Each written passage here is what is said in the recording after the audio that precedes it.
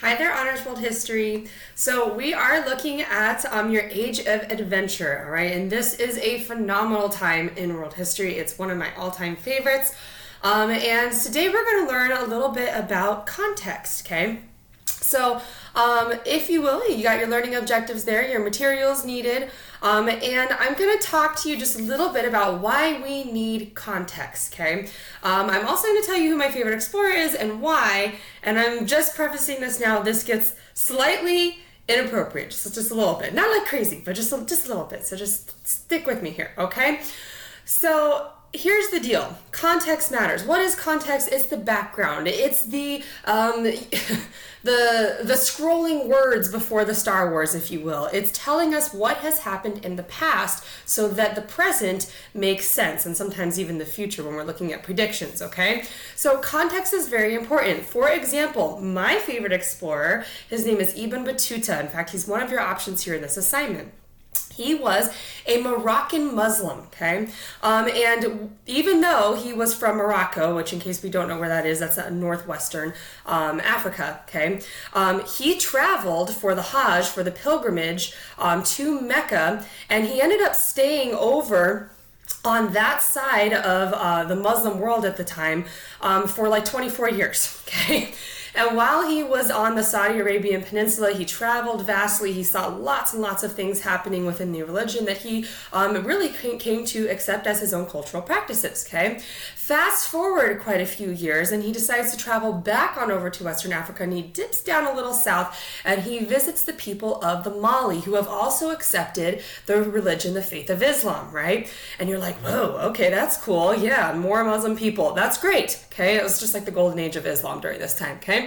So what ends up happening is he sees and kind of talks to them about how they're like incorporating their faith and things, but he's a little worried because like when he first gets there, there's like a king and there's a bunch of naked women running around. He's like, what the heck is going on? Okay, he's like, naked women everywhere, and he actually calls this, it's absolutely hilarious, he like labels things in his travels, the travels of Ibn Battuta, and he says things I approve of and things I do not approve of, and that was definitely in the non-approval category. He was not very happy about those naked women running around.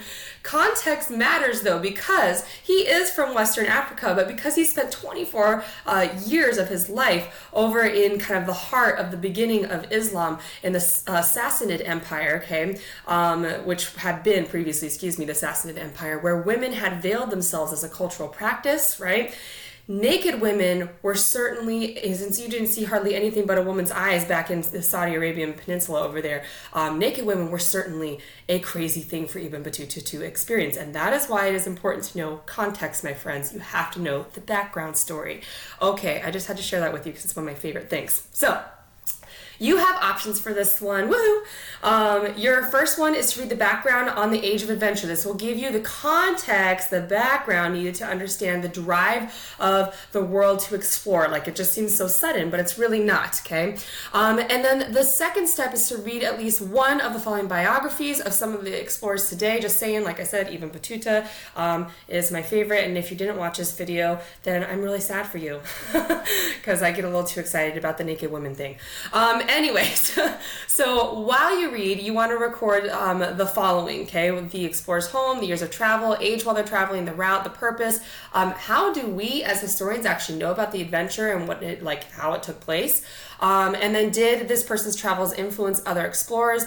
And then any remarkable discoveries or legacy that this explorer might have left, okay? You can choose between Ibn Battuta, Marco Polo, or Zheng He. And I know everyone, all my AP kids used to say Xing He. I'm like, no, Zheng He. Anyways, and then your third step, as always with our lessons, I wanted you to take a second to reflect. Can you think of at least 5 examples of how collective learning led to an increase in exploration during the 15th and 16th centuries? And I just want for you to record them at the end of your information about your explorer. So just kind of think about it, okay? Good information to pop up on a quiz, just saying. And I just hope that you enjoy this lesson very much. Let me know if you have any questions, as always, guys, and I really appreciate you. Thanks!